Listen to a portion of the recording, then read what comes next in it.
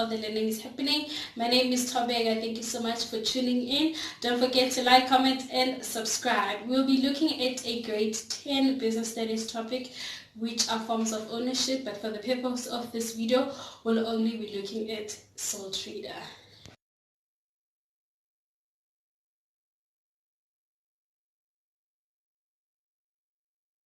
When you're in a process of starting a business, you need to think about which form of ownership you're going to choose. There are so many factors that you need to consider because we have different types of businesses. We have small spazas to very big manufacturing companies, and these businesses are not owned or managed the same.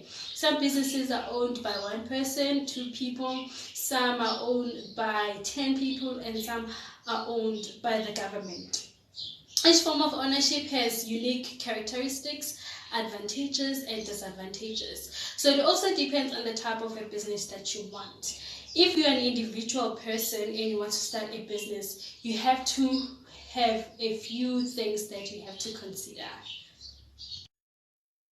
The following factors that people need to take into consideration when choosing a form of ownership. First things first is how the business is going to be managed and controlled. That includes continuity.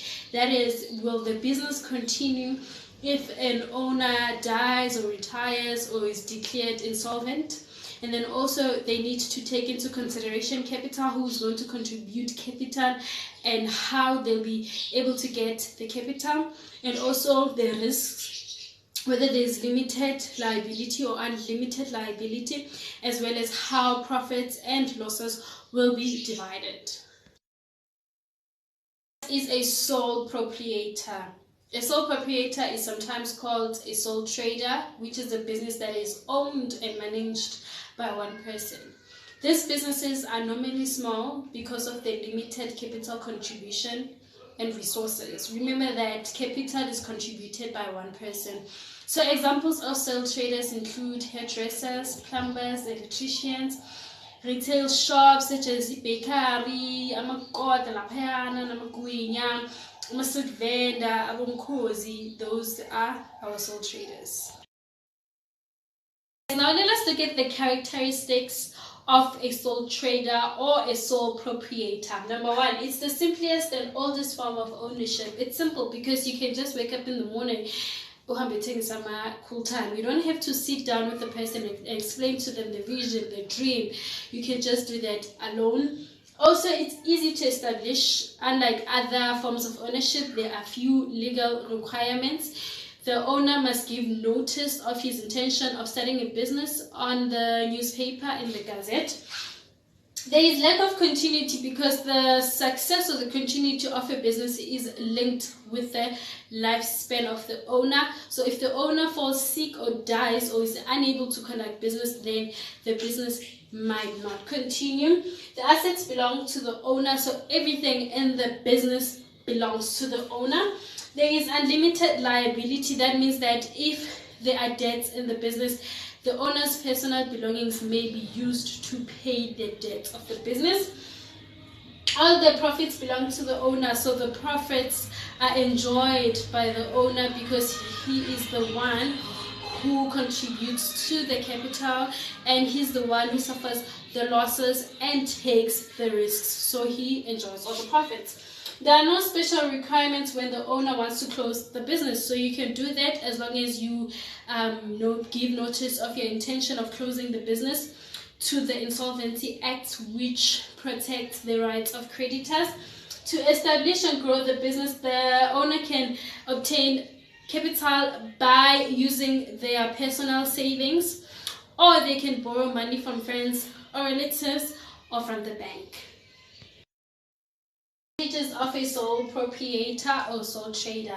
There are few formalities to start and end a business. Remember, as we have said before, that you have to indicate your intention of starting or ending your business. The owner is personally involved because he's the one who manages and controls the business. The owner is entitled to all the profits. For example, if you're an electrician, once you're done with the job and they pay you, all the profit is yours. The asset of the business belong to the owner, because you are the one who contributed the assets to the business. For example, if you are a hairdresser, you have your hair dryers, your hair products, your chairs, your mirrors, they're all yours. It's easy to establish and end the business. It's easier to establish it because you're alone, you know what you want, and you can end it as well. The owner has freedom to make all the decisions. You make the decisions on your own. You don't have to sit down and consult with anyone. For example, if you're a hairdresser and now you decide maybe you want to hire more people, or you want to start a manicure business, you can do that on your own. And also there's personal contact between the owner and the customers. The advantage with that is that the owner is able to get feedback quicker. You are able to know if your customers are happy with your service or you need to improve it.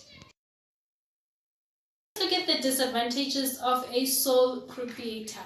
Number one, there is no continuity. So if the owner dies or is sick or is declared insolvent or cannot conduct the business, then the business will not continue. The owner is personally liable for all their debts. So all their debts need to be paid by the owner.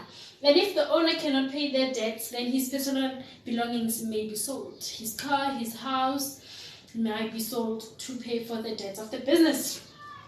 The owner is personally liable for all the losses suffered by a business.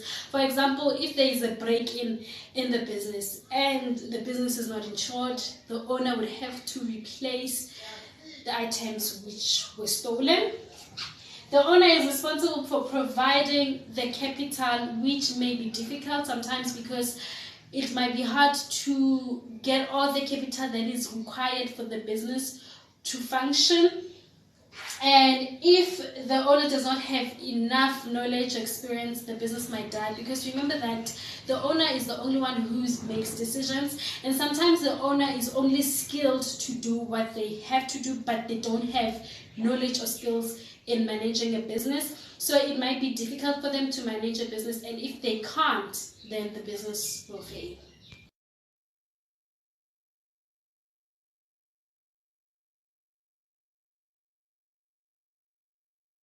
So in this activity, we have to describe a sole proprietor. One disadvantage of being a sole trader is that the business depends on the life and the good health of the owner.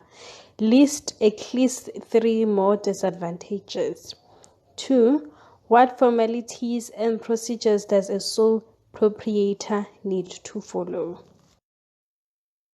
The disadvantages of a sole trader or a sole proprietor is that the owner is personally liable for all the debts. The owner is responsible for providing all the capital that is needed, and it might be difficult for one person to raise such a large amount. If the owner does not have enough knowledge or experience, the business might fall. Number 2. The sole trader must give notice in a newspaper and the Gazette of his or her intention to open a business. The Business Names Act and License Act provides information. So if the sole trader wants to close the business, there are no special requirements for an owner to close the business. The owner needs to give notice of his or her intention in terms of the Insolvency Act, which protects the interests of creditors. Thanks for joining me in this video, and if you were still here until this time, thank you so much for tuning in, and I hope you understand what sole proprietorship or sole trader is all about. Don't forget to like, comment, and subscribe, and watch out for other videos. Turn on your notification bell so that you are notified anytime I upload a video. Bye for now.